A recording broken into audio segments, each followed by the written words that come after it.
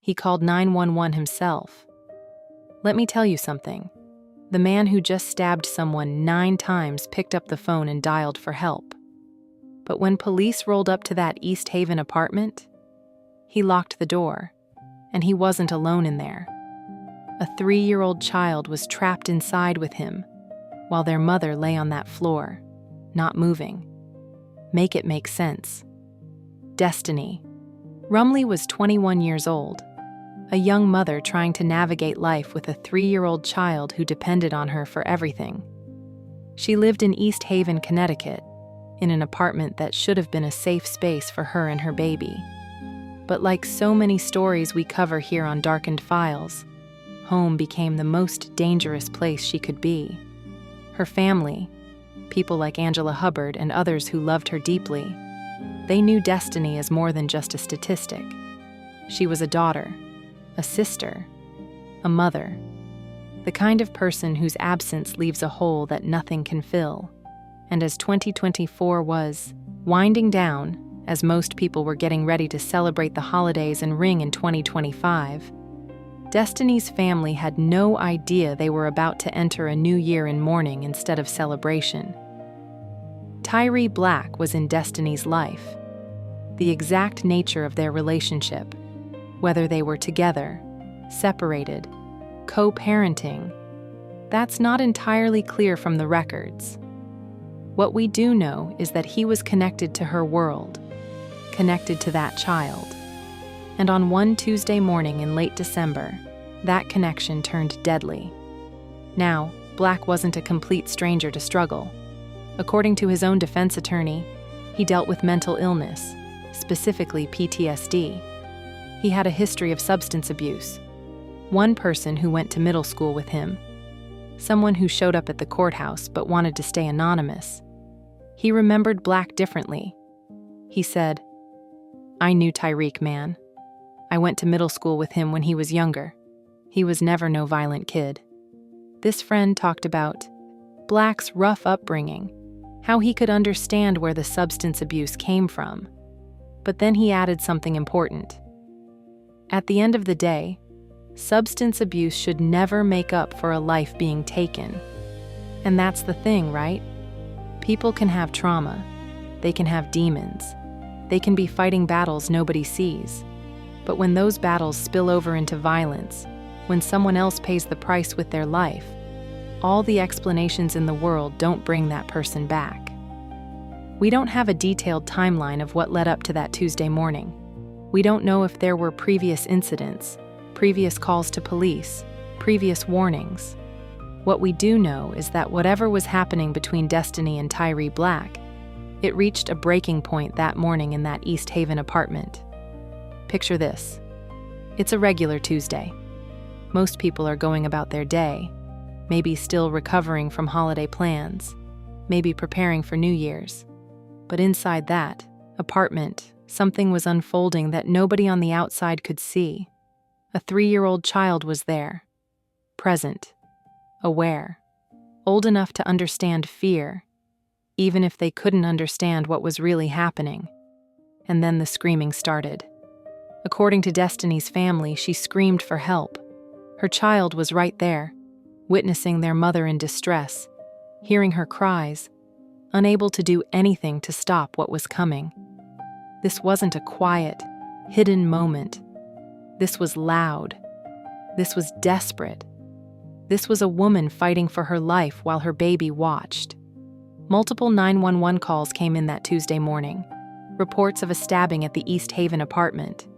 Emergency dispatchers were getting more than one call about the same incident, which tells you people heard something. People knew something terrible was happening. But here's where it gets strange. One of those 911 calls? It came from Tyree Black himself, the man who would later be accused of stabbing Destiny. Rumley 9 times called for help. Now, we don't know exactly what he said on that call, but he made contact with emergency services. He alerted them to the situation, and then, when police arrived at the scene, he locked himself inside the apartment. Officers showed up ready to render aid, ready to secure the scene, and they couldn't get in. Black had locked the door, and he wasn't alone in there. Destiny's 3-year-old child was still inside with him, the same child who had just witnessed their mother screaming for help, the same child who was now trapped in an apartment with a locked door and police on the other side trying to get in. Police didn't wait. They couldn't wait. A child's safety was on the line. Officers broke a window to reach the 3-year-old, pulling the baby to safety, getting them out of that apartment and away from whatever scene was unfolding inside. That child was physically unharmed, but girl, the trauma of what they saw, what they heard, that's something they'll carry forever. After the child was secured, Black eventually opened the door. He let the officers in, and that's when they found Destiny Rumley on the floor, unresponsive. She had been stabbed 9 times, 9 separate wounds, 9 moments where a blade entered her body, 9 opportunities for this to stop, and it didn't. The prosecutor who later reviewed the case said he read through the report, and even for someone used to handling violent crimes, this one was disturbing. 9 stab wounds isn't a moment of rage that passes quickly. That's sustained. That's deliberate. That's someone who kept going even after the first blow, even after the second, even after Destiny stopped being able to fight back. Medical personnel tried to save her, but it was too late. Destiny Rumley was pronounced dead. Her 3-year-old child, who should have been playing with toys or watching cartoons, had instead witnessed their mother's final moments. And Tyree Black, the man who called 911, was taken into custody. The scene at that East Haven apartment told investigators everything they needed to know. 9 stab wounds don't lie. The medical examiner's report would detail each one, where the blade entered, how deep it went, which injuries were fatal. But even before all the forensic analysis came back, the basic facts were clear. Destiny Rumley had been killed in her own home. Her child was present during the attack, and the man who called 911 was the same man who locked himself inside with that baby after Destiny stopped breathing. Detectives had to piece together the timeline. Multiple 911 calls came in, but what happened in the minutes before those calls? What was said between Destiny and Black before the violence erupted? The 3-year-old child was too young to give a coherent statement, but that baby had seen something no child should ever witness. Investigators knew they had a witness who couldn't testify, a victim who couldn't speak for herself, and a suspect who had already made contact with emergency services. The apartment itself became evidence. Blood patterns, the position of Destiny's body, signs of struggle, or the lack of them. Forensic teams documented everything, photographed every angle, collected every piece of material that might matter in court. Because this wasn't just about understanding what happened. This was about building a case that would hold up when Tyree Black faced a judge and jury. Black wasn't denying he was there. He couldn't. He'd called 911 himself. He'd opened the door for police after they rescued the child through the window. So the investigation wasn't about identifying a suspect. They had him. It was about establishing exactly what happened, why it happened, and what charges would fit the crime. The arrest warrant laid it out in cold, clinical language. the kind of language that turns a human tragedy into a legal document.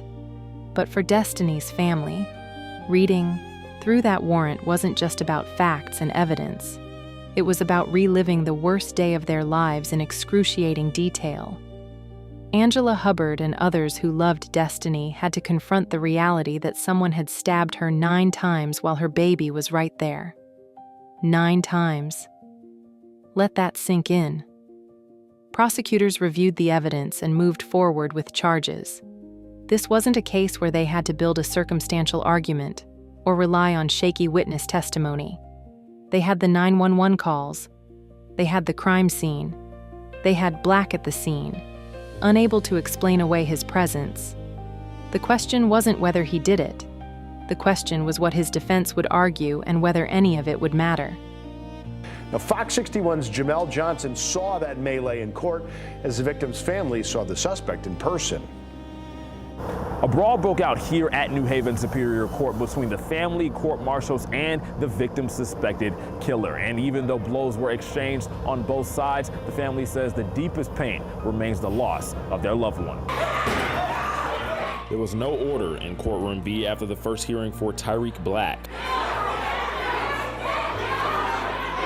Black is the suspect of an East Haven murder investigation at an apartment. Angela Hubbard and the rest of the victim's family was there Wednesday for Black's first hearing. There's nothing that he can give as a reason for this, as a reason why now her mother tears gotta water the cemetery ground. What?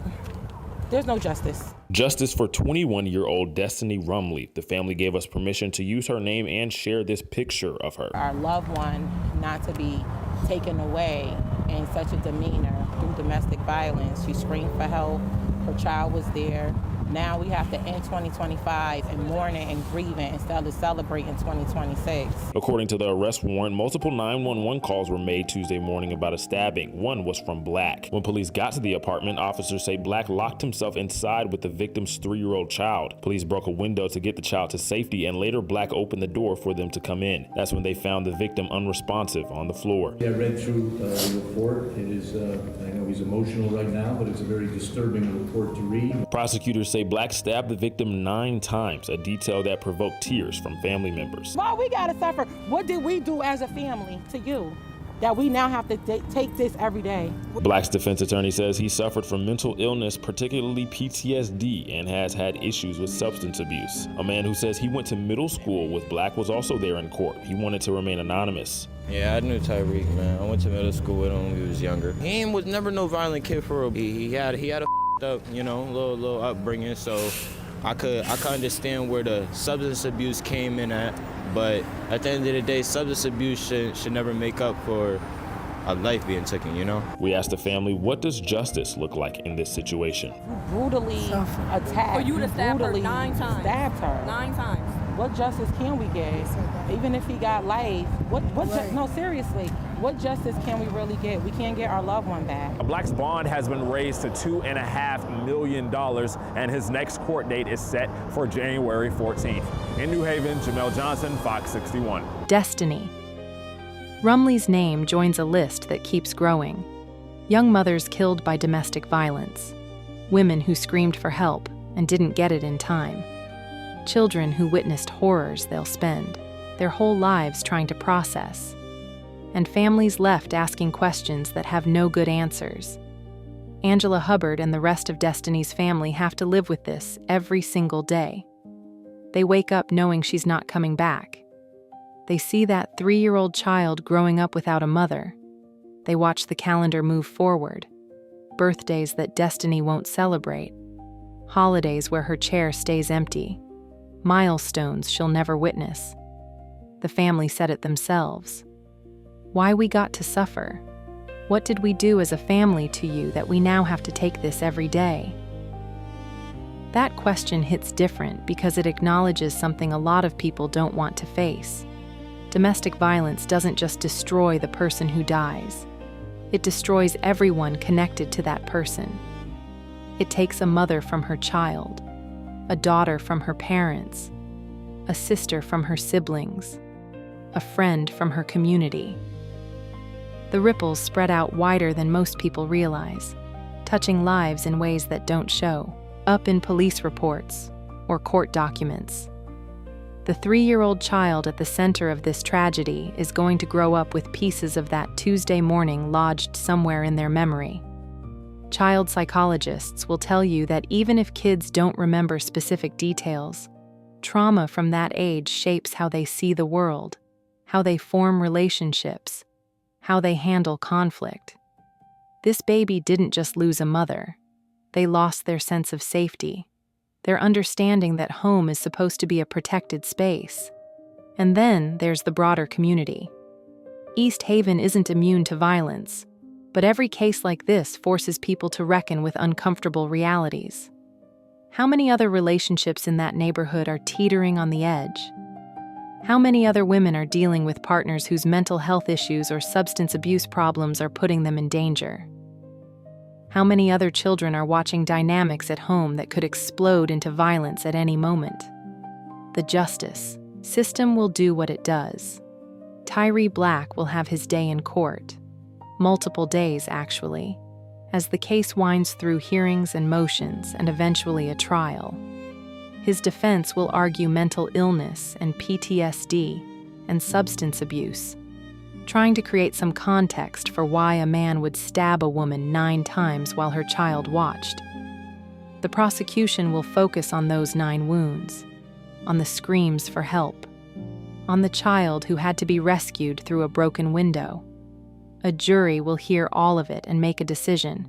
But even when that decision comes, even when a sentence is handed down, it won't undo what happened in that apartment.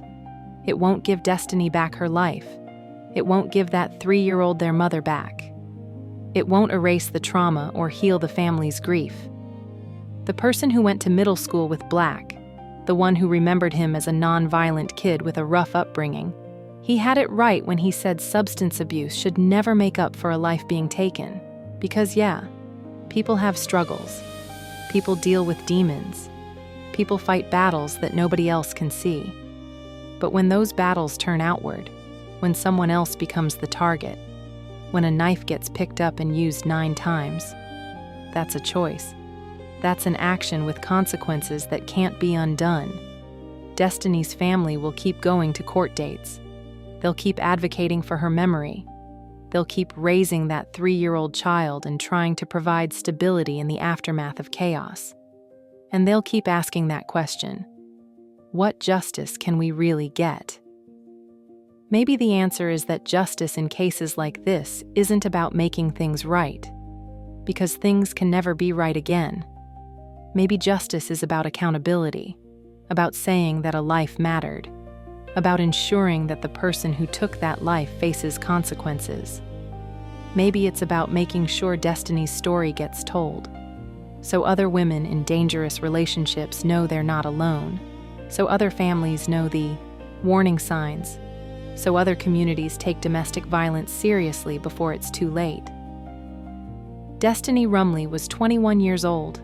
She had a whole life ahead of her, a life that included watching her child grow up, celebrating holidays, making memories, building a future. All of that got taken away on a Tuesday morning in late December, and now her family has to figure out how to move forward in a world where she doesn't exist anymore. The case continues. The legal process grinds forward. But for the people who loved Destiny, the verdict was already delivered the moment she took her last breath on that apartment floor. Guilty. Final. Irreversible. And the sentence? Life without the possibility of ever getting her back. That's the reality of domestic violence. That's what happens when relationships turn deadly. That's why we tell these stories here on Darkened Files. Not to sensationalize tragedy, but to honor the lives lost and remind people that behind every case, there's a real person, a real family, and real pain that doesn't end when the news cameras leave. Rest in peace, Destiny Rumley. Your name will be remembered, your story will be told, and your family will keep fighting for justice, even when justice feels impossible to find.